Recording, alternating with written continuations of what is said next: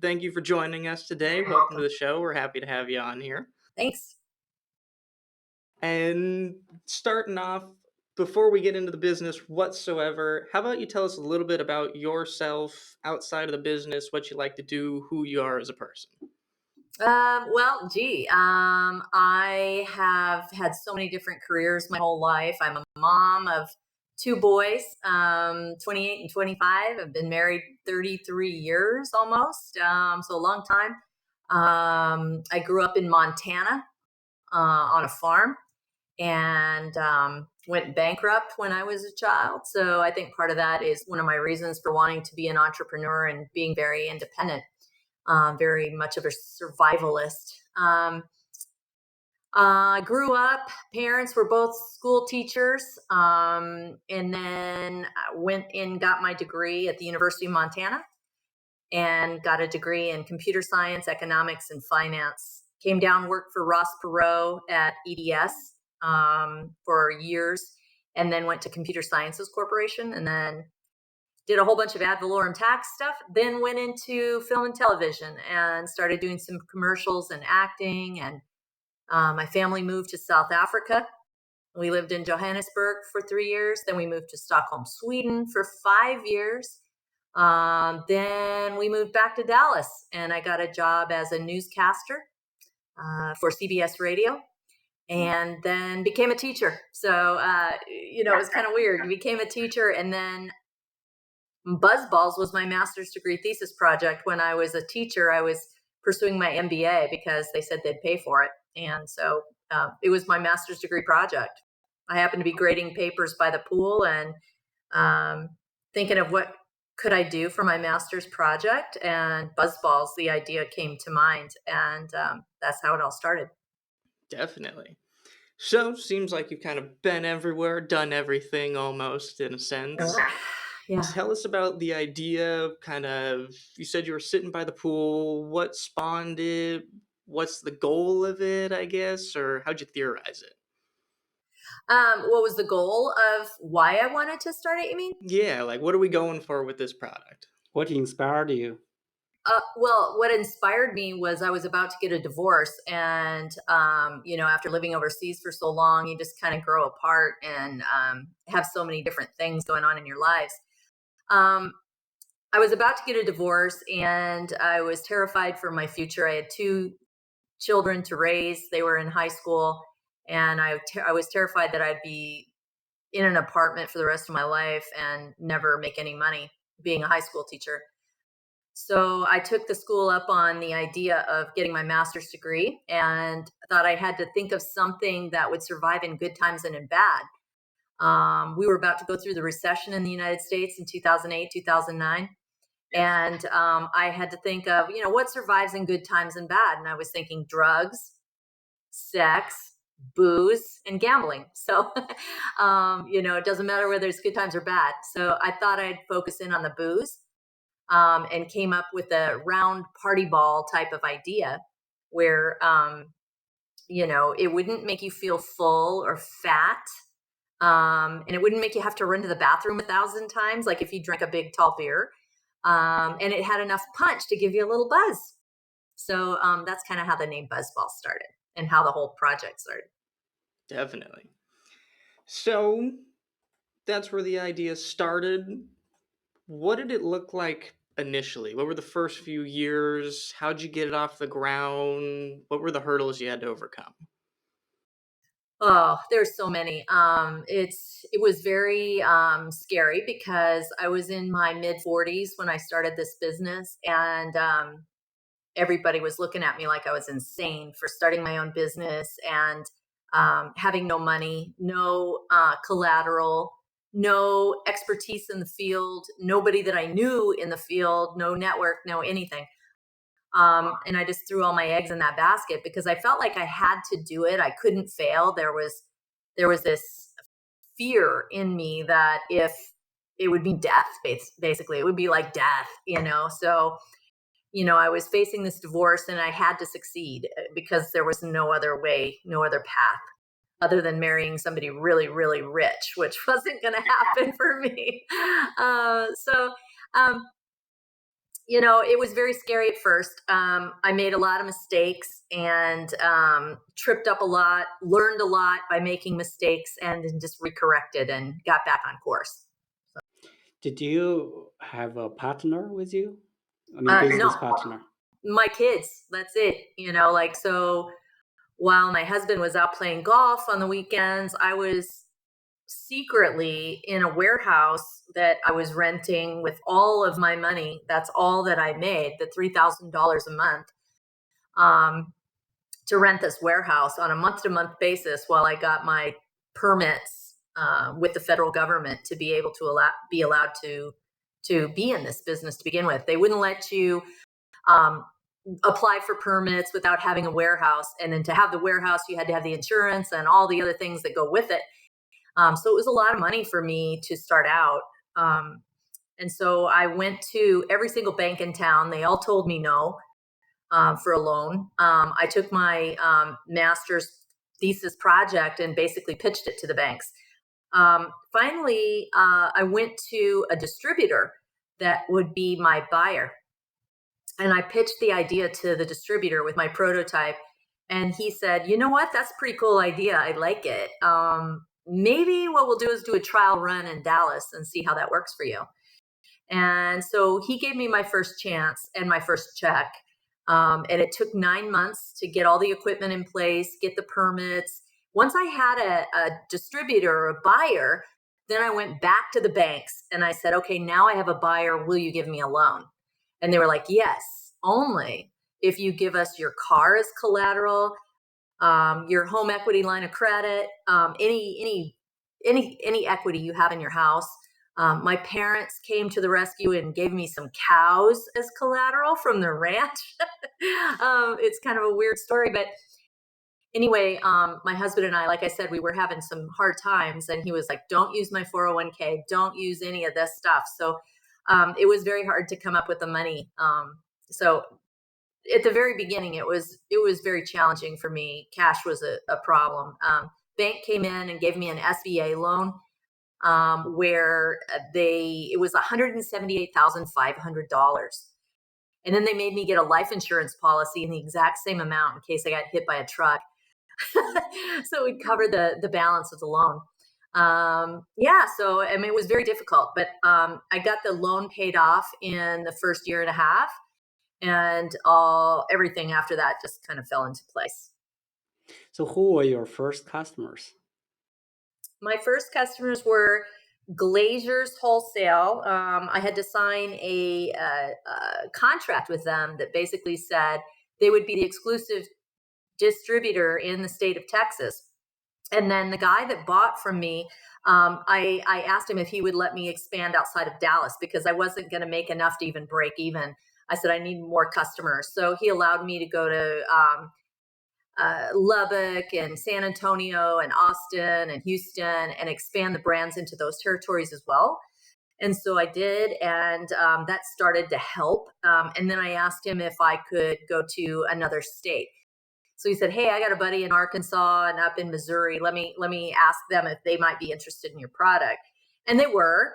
And so it kind of helped seeded the brand. And once the brand was seeded, I was lucky enough to still be able to teach and do the job I was doing at the warehouse every single day. So I would teach from 7 a.m. till 1 p.m, and then eat my lunch in the car on the way up to the warehouse, and then work as soon as I could get to the warehouse till about 6 or 7 at night, and then come back, feed the kids, bathe the kids, make sure everything was done for the night, and then I'd get on Skype until all hours of the night talking to them because in China where I was working, it was early morning for them.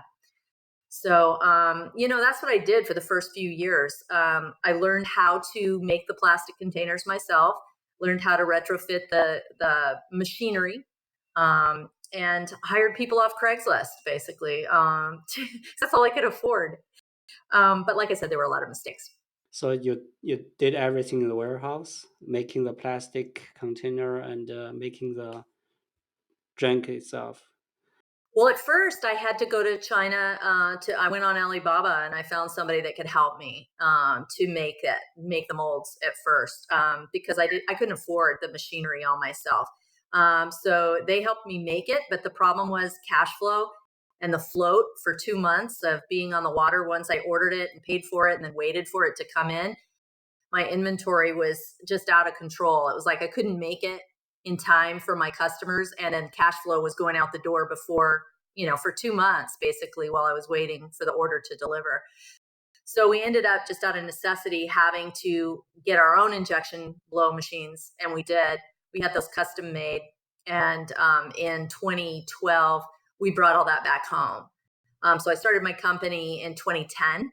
And then in 2012, we went and got our own plastics manufacturing and did that. So we make our own containers now. We made over 30 million of those containers this last year. So it was a lot of containers. Yeah. So when we have all of the machinery custom manufactured in my factory as well. So we've got about 300,000 square feet of manufacturing space. In fact, we're the only woman-owned distillery and winery in the U.S. It's a combo distillery and winery because there's women that do distilleries or with their husband or distilleries by themselves or have a winery that they inherited from their dad or something like that. But this is really homegrown, and my sons and I are still working in the business. Actually, my husband's working in the business with me too. He's my CFO. So it's been full circle. So, what kind of businesses or individuals are your customers? Oh, they're all in the alcohol business. It's a 3-tier system. So there's a manufacturer, a distributor, and a retailer before you get to the consumer. So I am forced, due to when we had prohibition laws, to sell to a distributor only. I can't sell directly to the consumer. It's not like Amazon or something where I can sell online like that. I can export to, say, China, Taiwan, Singapore, wherever, and then they can sell it the way they normally sell it, and I won't have to pay federal excise tax on that. But when I sell it in the United States, it has to go through the 3-tier system, and every single state that we have has different laws and different rules. So my compliance department is pretty hefty and complicated. Essentially, endless hoops to jump through, I'm assuming. Yeah. And permits and renewals and taxes for the state level as well as taxes federally. Yeah. Are you selling any to other countries now? Yeah. I started in the last year and a half selling to a company in China. And the first guy I dealt with was based out of Hong Kong, and he was selling into Hong Kong and China and mainland China and Taiwan. And then one of his partners that he was working with became bigger and stronger and pretty much cut him out and said, I'll take his business. So we are working with that distributor now. I think he sells to sub-distributors, and China's just such a big place. Very complicated over there. What kind of percentage is it for your sales now? Less than 1%. It's very small. It's just little campfires here and there. Like we're starting. We've got less than $1 million. In sales internationally. Maybe a little more, but not much.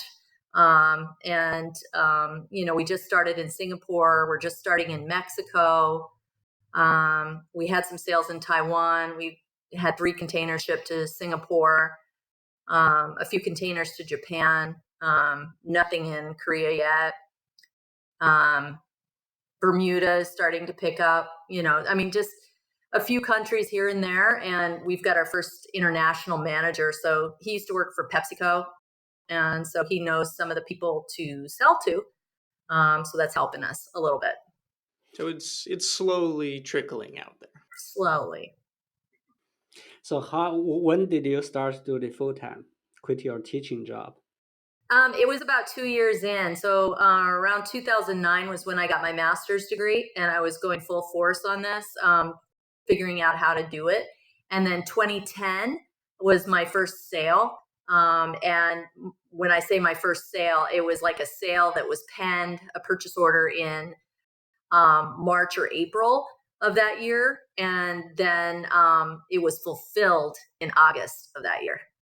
So it took some time to get the machinery and all the pieces, parts and everything, and permits and label approvals and all those things approved.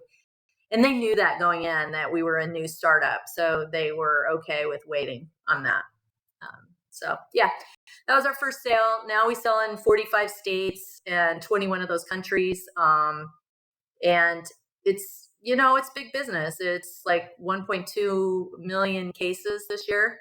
So it's pretty hefty. And we've got about 100 employees in the Dallas area. So you quit your job in 2011, things like that?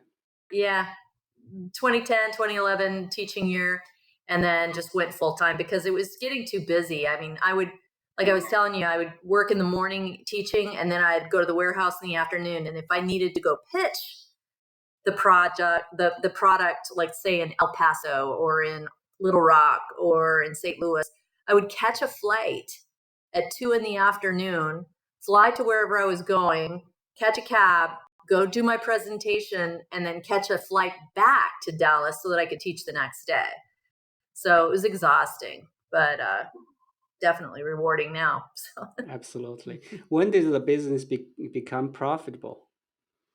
The business was not profitable in 2010, but it was in 2000, the second year. So it's like the first year sales started in August, basically, and it took net 15 to get that check. So I waited for another order, and it didn't come until October. And remember, I was telling you that cash flow was tough, and I'm like, I need to break even. I need more sales. So that's when I started going out to all those other places. One of the things that I waited for was for them to expand me, and they never did that. And then I finally dawned on me to ask. It's like, you need to go ask them if you can expand and go into these other territories. So once I started doing that, all of Texas was taken up, and I started making enough to break even. And then, so like the first year we made like, I don't know, $3 million or something like that, first full year. So it was pretty good. And then it just kept popping. Right. Huh? First full year, 2011. Yes. And then it was 5 million, then it was 10 million, then it was, 12, then, 22 million, and it's just kept popping up. We're at about 50 million now. Definitely. How do you find your customers?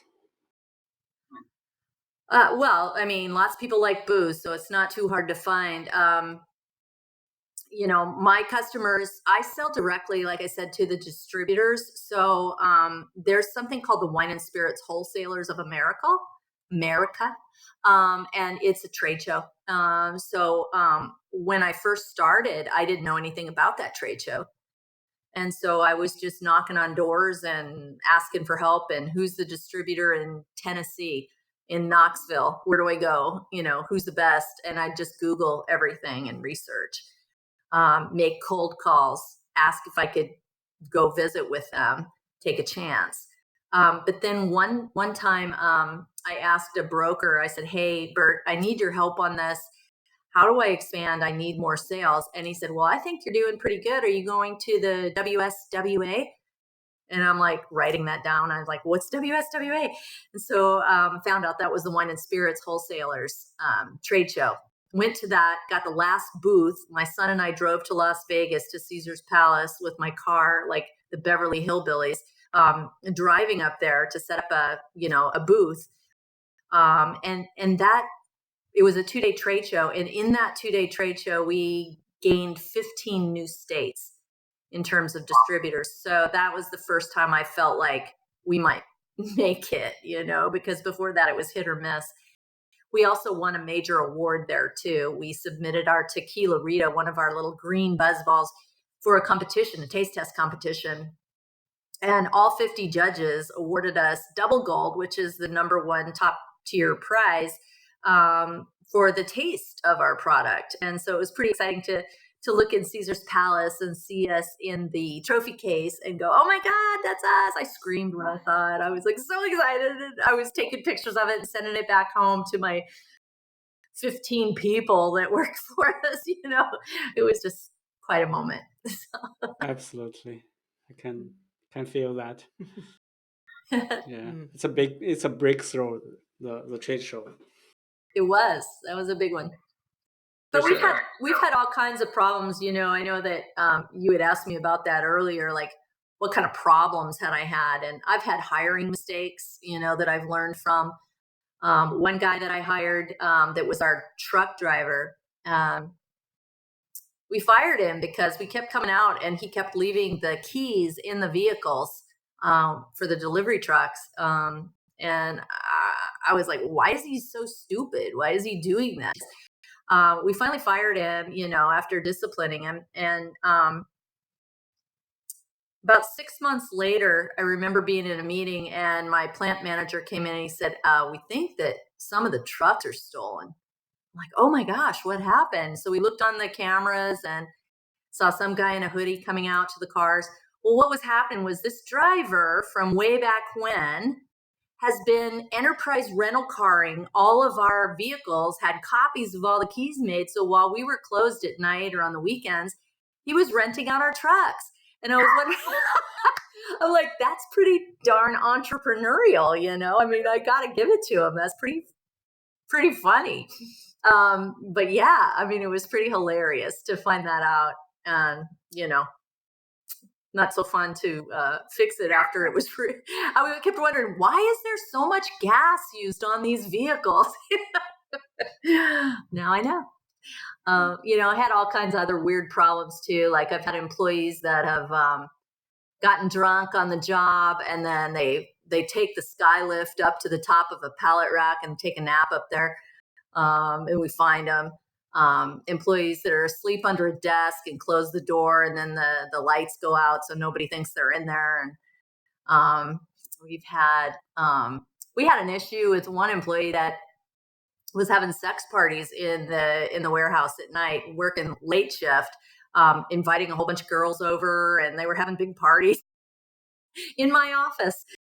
Drinking your product also, right? Yeah. So, I've had some pretty funny experiences. I've also had some not so funny experiences. I had a guy that worked for me that was really, really smart. God, I loved this guy. He was so smart. He was also an entrepreneur. He was making his own vodka in town, and he had started his business before mine. But he had sold out to some private equity, and then they kind of cut him out of his own business. And I thought, God, this guy's awesome. I want him to work with me. So I enticed him to come work with us. And so he did. For about 6 months, he worked for us. And I thought, it's really strange that he keeps bringing this extra PC into work. Why is he doing this? Because we already gave him a PC. And he said, well, I'm doing some work he was working for Raytheon as well. So I thought, okay, this is top secret stuff. He has to keep a separate PC. It's all firewalled and all that stuff. So I kind of bought it. But at the same time, I thought it was kind of weird that he was bringing that stuff in.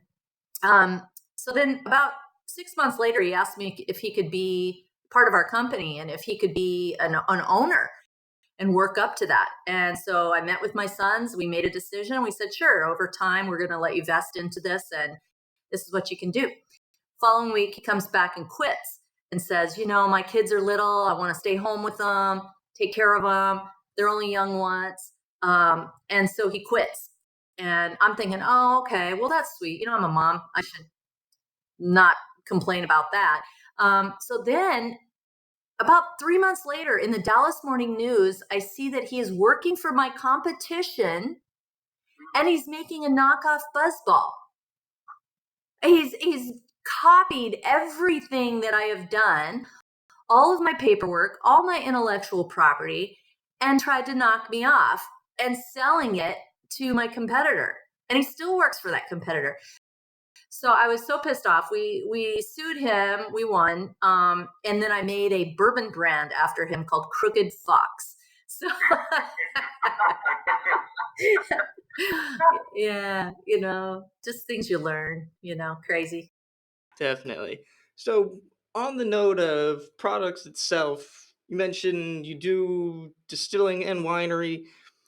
What does manufacturing look like actually, like in-house? I'm assuming since you're doing full-blown distilling that you're not actually just importing other liquors and just mixing, you're actually making stuff yourself.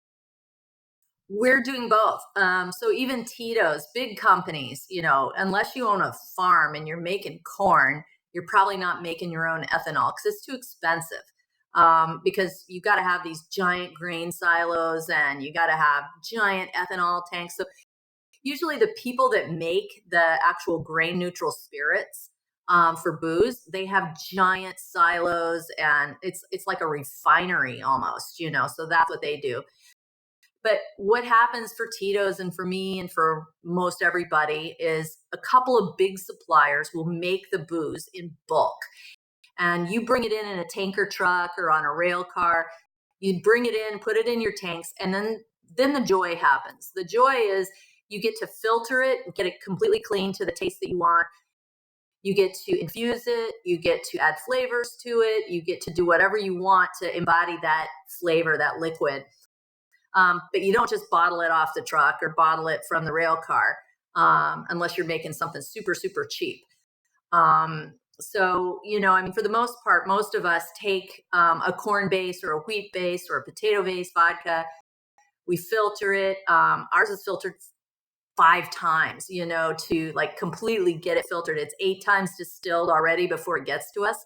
And then we filter it. And then we also do our own infusions to it to make our gins and other things. We also have pot stills and things like that we use as well. But those are more for infusions and for making our own little bourbons and things like that. Definitely. So So, in just because terms, I'm I didn't answer the second part of that question, the manufacturing plant. So the prep team gets there at like 4 a.m, starts prepping the batches, adding sugar, juices, essences, booze, mixing it all up. Then it goes into a production tank. It runs, and then it gets packed by robots. And then we ship it, and we have a sales team that goes out there and supports that as well. definitely. So, just out of curiosity, I guess, start to finish, theory to product on the shelf, what are we talking time frame? Well, I've got a lot of different products, and it just depends. Buzzballz, like I said, from the idea when I didn't know anything about anything, it was probably about 9 months until I had my first production run. But that was also me having a pretty clear idea of what I wanted to do and schmoozing people at TTB and TABC to get my permits, because sometimes that process can take 2 years. And I had it done in less than 5 months, so it just depends on how organized you are. Crooked Fox, our bourbon that we created, we came out with one version of it for the marketing label. The booze itself hasn't changed, the liquid hasn't changed, but the bottle has changed, and the label on the outside has changed. The look and feel of the brand has changed to be more masculine. When we created the brand, the bottle was too tall for the shelf. It was a very tall bottle. And when our sales team actually went out to sell it, they were like, well, all the other bourbons are really short.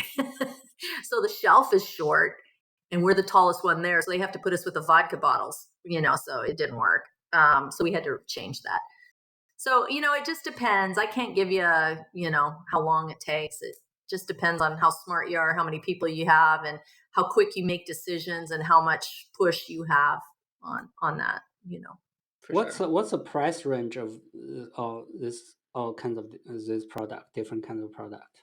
The Buzzballs that we make are about $2.99 a unit, a bottle. Yeah. And I don't know if you've seen a Buzzball, but they're round. They're like the size of an orange, and they have a pop top lid on the top of them. So it looks like On your website. yeah, it's like a baseball with a can lid on top. And then we also have plastic cans that we make that look like a tall, skinny, almost a Red Bull type of can with an aluminum lid on it, but it's a plastic can. And then we make something called a Buzzball Biggie, which is like this giant bowling ball size party ball. And those retail for about $15.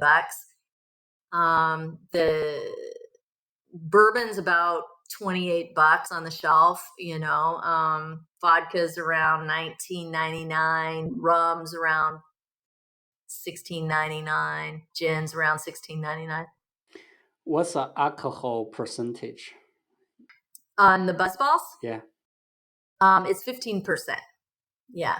We used to have 20% ones that we offered at the first, when we first started it. And then as we started to expand, we realized that, say, Alabama has different liquor laws and they won't allow anything over 15%.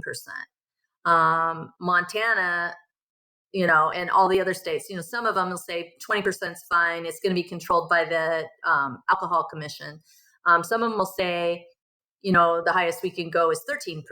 So you start getting into this, oh my God, I got 98 SKUs out there when I really only needed, 15. So one of the reasons we went down to 15% across the board was because Spirit Airlines was carrying our brand on board. And they needed to refuel in many different states, and all the states had different rules. So we wanted to keep a homogenous product going across all states. It made some customers upset, honestly. Some customers were complaining, the alcoholics out there, they were going, oh my gosh, you dropped the alcohol percent. It was way better with the higher percent, but still, it's 3 times as strong as a White Claw or anything like that. It's one of the strongest things on the market. So it's good enough. So.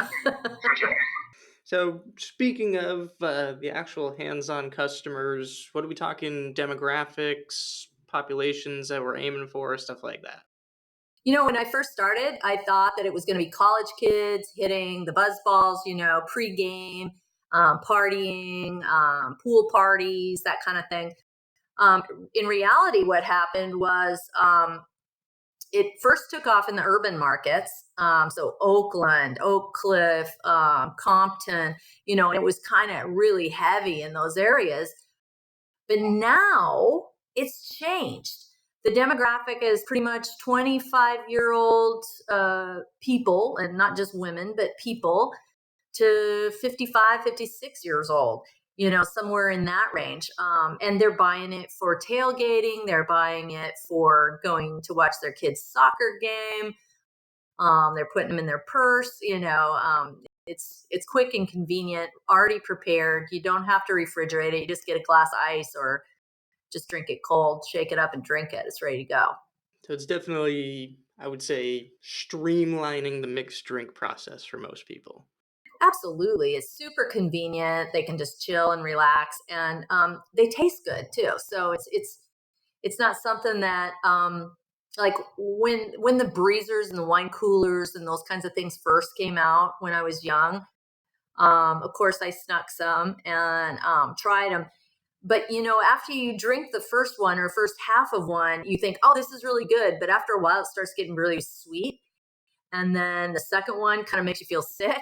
And, you just kind of go, okay, it's too much liquid and it's too much sugar and it's a lot, So ours, for that reason, has a lot of juice in it. And it has some sugar in it and natural sugars from the juice, but we don't add any high fructose corn syrup. It's gluten-free, it's kosher, we've got a lot of positive things about it. But For sure. So along the way, obviously, things from the get-go were tough and not easy, but then you started to have some of those successes and you kind of got the ball rolling. What would you say along the way was like the biggest sacrifice that you had to make to truly make it happen? it's not just my sacrifice. I think it's any entrepreneur's sacrifice. Your business becomes another child to you, and it's one of those things where you're working day and night. Every free minute you have when you're sitting somewhere and nothing to do, you're on your phone, checking your email. You're responding to customer questions. You're working on the weekends. I mean, you go on vacation and you're really not on vacation because you're still taking calls or answering questions or customer complaints or whatever it is. You're always busy. So I think that's the biggest sacrifice, but it's also so rewarding to own your own business, to have the flexibility and the time, to feel like you're doing something you enjoy for yourself. If I was in a business that I created that I didn't enjoy the industry or didn't enjoy the people that I worked with, then it would be miserable because it's so demanding time-wise. Absolutely. And I know we mentioned kind of that first distributor to answer my own question here as being kind of a key individual, but was there anybody else along the way that really kind of made things happen for you? Yeah, there was a guy, remember that first guy that took a chance on me that said, I'll let you expand into Dallas. And then he brought me to Arkansas, then he brought me to Missouri. It's been 10 years almost, since we had that first sale. He now works for me. He's my vice president of sales. So he's joined forces with me now, and he's on my executive team. He's key in helping me with all the networking. He knows everybody in the business, so that was just a huge step for me. This guy, Blair Casey, he's been awesome. He's been a huge help for me. And just knowing who to contact is half the battle. Absolutely. And one of Charlie's favorite questions that we like to ask here, what keeps you up at night when thinking about the business? What do you worry about? Everything keeps me up at night. I wake up at 3 every night, 3 a.m. every night, like clockwork. And I also heard that 3 o'clock is your liver reset hour. So that may have something to do with it too. Too much booze. But 3 o'clock in the morning is usually when I wake up when I have trouble. Like if I have a contract I need to sign and it's not quite right, or if I have an employee issue, like that guy that was stealing trucks, I honestly wanted to kill the guy myself. I was so mad, and I was like, the nerve. Just things like that, and then you start thinking, oh, wow, maybe I heard a weird noise out in my kitchen. Maybe somebody's here, just, you start getting creeped out. Just everything from money decisions, money issues, cash flow. Can we pay our taxes this year? Should I hire this person? How do I handle this dispute with this employee that I got into? They're upset with me. Those kinds of things, I think same things, relationship things, money things, threats. Oh, shoot. Just last week, we had somebody come in from a temp agency and knife someone at our building. We had to call the police, and then they threatened to kill everybody, so it's just like, what is wrong with these people? How does this happen? Where do these people come from? So. But the business has been profitable ever since, Yes. right? Since, Yes. That's great. Yeah. We grew it, and this is like our 10th year in. So we grew this last year at 56%. Wow. It's huge. It's huge. Yeah.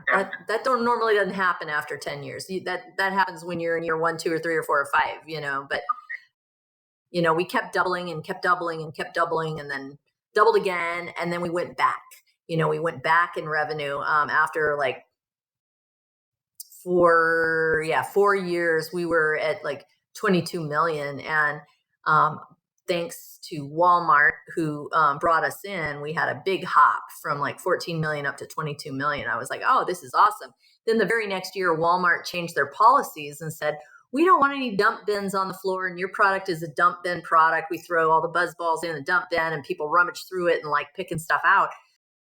We don't want that. We want a clean floor. So they picked up all their dump bins off the floor, and they made me make some new point of sale racks. So I did that. And then they go, we changed our mind. This is after we'd spent millions on getting all this stuff to get them kitted out. So that was hurtful. And we had to lay off some people. We had some struggle for a couple of years, and then bounced out of that. So, What kind of potential are you seeing from this point? How big Oh. can you be? revenue-wise, Yeah. well, I think, for us, the opportunity is that almost everybody wants booze, and we haven't even really started international scaling yet. And we still have so much runway left in the United States. We're we are probably at about 6% saturation in the market. That's not much. We got a long way to go. And that's at 1.2 million cases in the United States. So imagine what the upside is. And there's companies that come to us that want us to make their private label for them. They like our beverage, but they want to have it in their own brand. So we're doing some of that in different formats, in glass bottles or something other than a Buzzball format. So we won't package anything other than a Buzzball and a Buzzball, but we will take the liquid and use it for other formats if somebody asks us for that. Who's your biggest competition now? There's a lot of them. White Claw is a beer-based seltzer water type of thing. It's a lot of the companies that are out there that are competitive with us. They're competitive on price, and beer is a cheap thing to make. So they have lower taxes. It's not hard to make.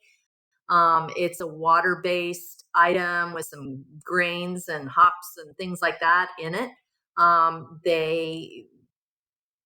They make it very inexpensively. They add some flavors to it. And so like Mike's Hard Lemonade, Smirnoff Ice, White Claw, a lot of those seltzers truly, most of those that are coming out are flavored beer.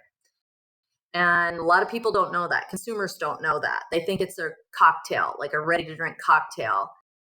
Bud Light Lime-A-Rita, it's a beer, flavored beer, so it's cheaper. And so that's our competition.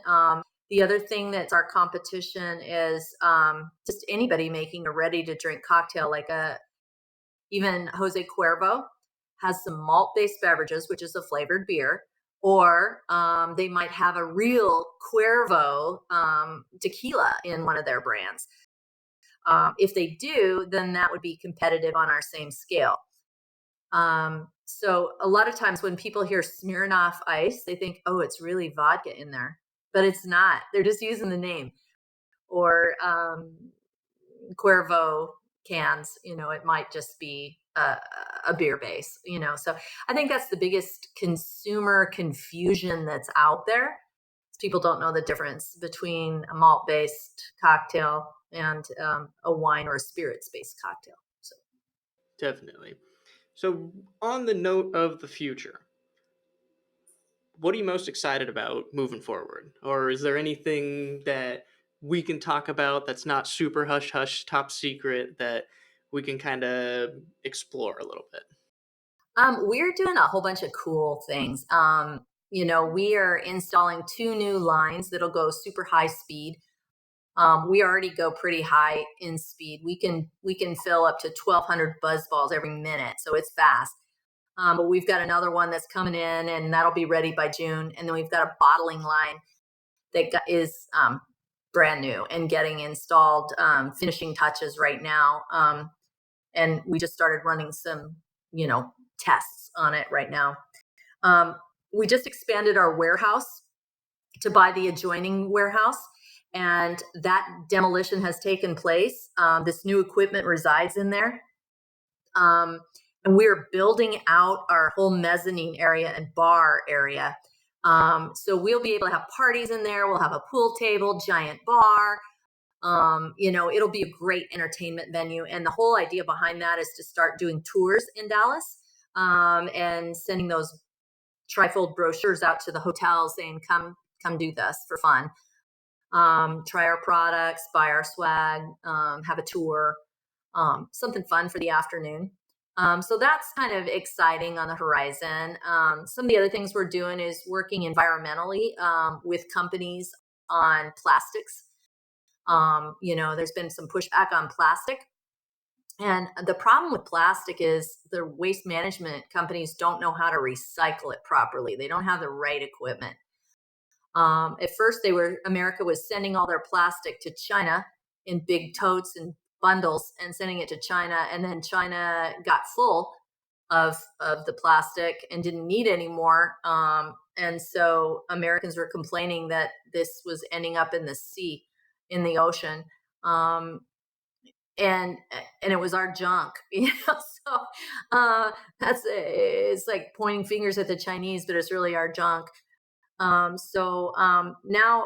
push has come to shove. Americans need to learn how to recycle properly. When you throw a plastic container into the recycle bin, there's an 80% chance that waste management won't recycle it anyway, and it will end up in a landfill. Well, plastic's shelf life in a landfill is about 150 years. So unless you do something to anaerobically break it down under the ground, it won't return into a fossil fuel or methane gas that you can reuse and reheat your house with. The Chinese have figured this out. They know how to make their buildings very environmental. They collect the water from the rain. They use that to flush the toilets. They have wind turbines on their buildings. We haven't gotten there yet. Same thing with recycling. I've seen where they're taking the plastic, they're dredging it out of the ocean. They're taking plastic and making regrind out of it and turning it into Mohawk floors, fake hardwood floors, bricks for paving, roof shingles, just all kinds of uses that you can do with it if it's not pure, clear plastic. If it's mixed and contaminated with something else, then it is a green cup with a red cup, and it's, never going to be a clear cup, that's fine. You just have to find a use for it.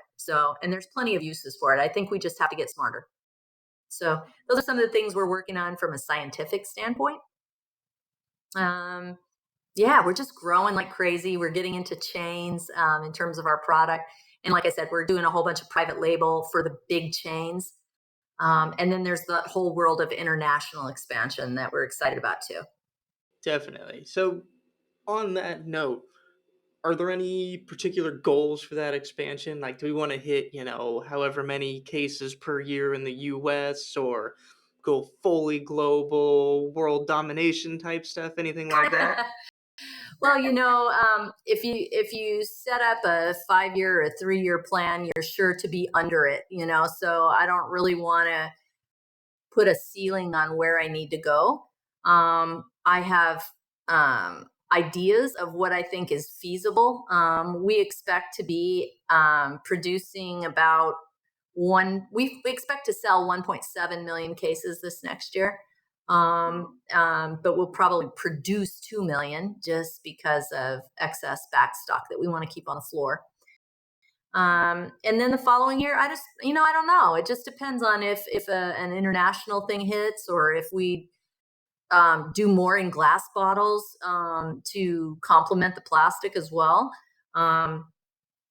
Anything's go, anything can happen, you never know. Maybe we come up with a barbecue sauce and completely switch, and do something different. Being a beverage plant and having the ability to pasteurize and high pressure test things, and having our own chemists on site, R&D department, we have a lot of capability and capacity to do almost anything on the liquid filling side. So I don't know, never know. For sure. And obviously, you've reached massive success at this point. We've established that. You're doing We're good. happy about it, yeah. If the opportunity arose, or if talks have come to light already, would you ever consider selling the business, or are you death gripping it till the end? Well, like I said, my whole family works for the company. So that's part of my legacy. You never say never to anything. Depends on how much the money is, and it depends on how much I'd have to write to the IRS too, So, I'm having so much fun doing it right now that's not really a question that I'm entertaining. But we do get calls like once a week. Somebody will call and say, "Do you want to sell? Do you want to sell? Do you want to sell?" How much would you sell for? That kind of thing. And there's a lot of money out there that they could buy it for sure. I'm just not ready yet. Definitely. And I don't know when I So- will be. But when I will be, I'll do it. Definitely. So let's go ahead. We'll transition a little bit more onto the entrepreneurial side in a more pure form rather than the business itself.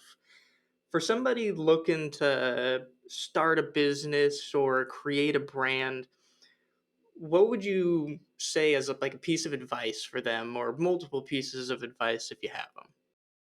One of the things that shocks me the most when I talk to people that want to own their own business is some of them think they want to be self-employed, but they don't know the difference between owning a business and being an entrepreneur. So owning a business, I could own a Jiffy Lube franchise and, I could go to work in the morning, come home at 6 at night and, have my set of rules and things that I do and have a template. Entrepreneurs aren't like that.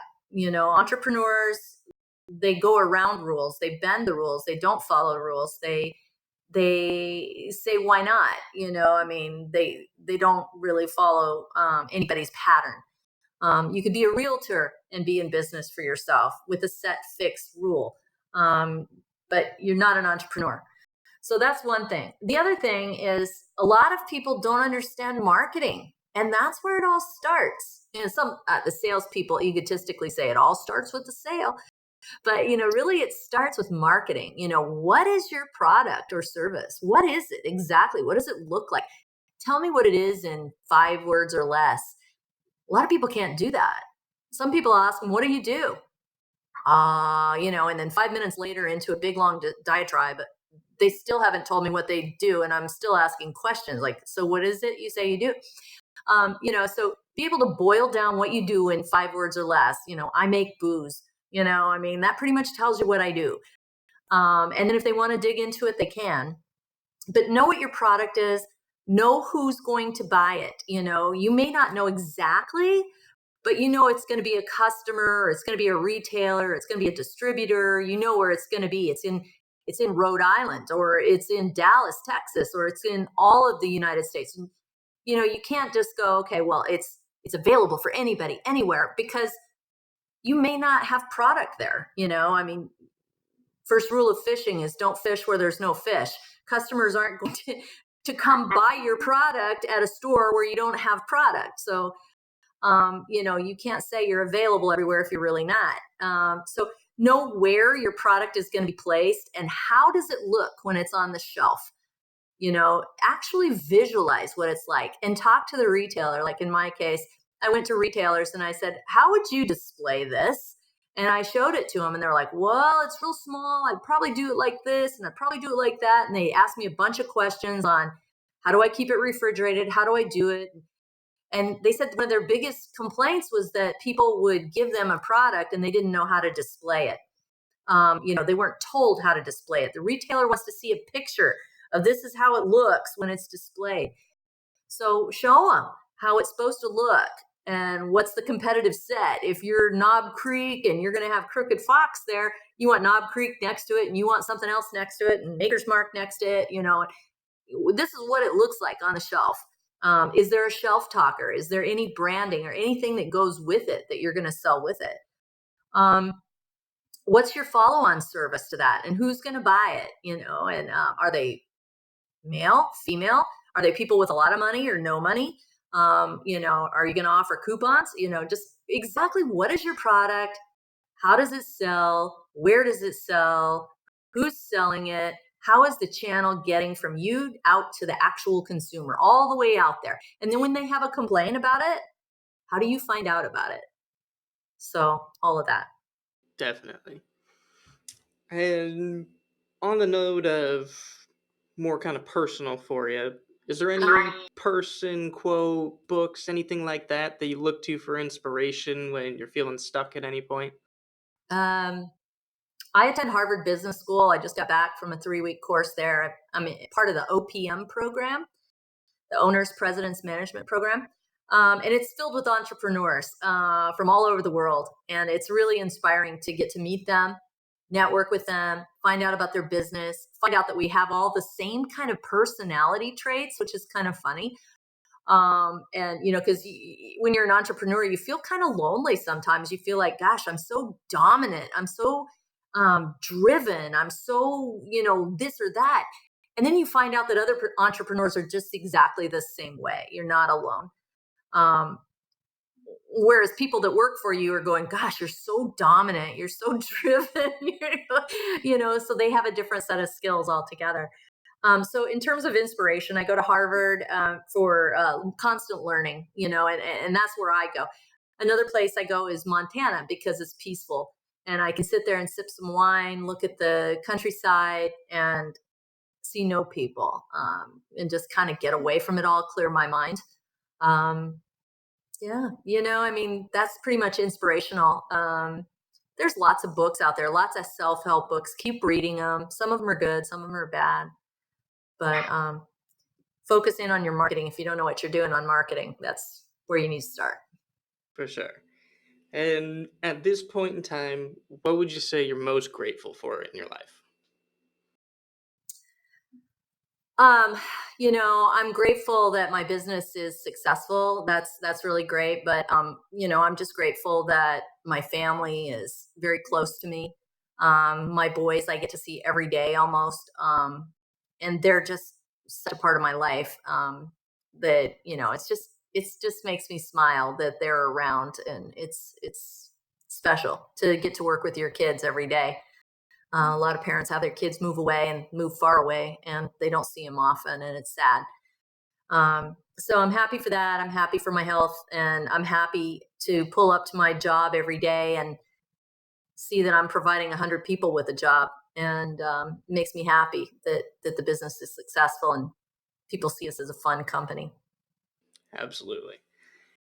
On the note of closing things out, thank you so much for joining us today. It was You're really welcome. great talking to you. Enjoyed talking to you. Very Thank interesting you. story, and we're really appreciative that you wanted to share it with us.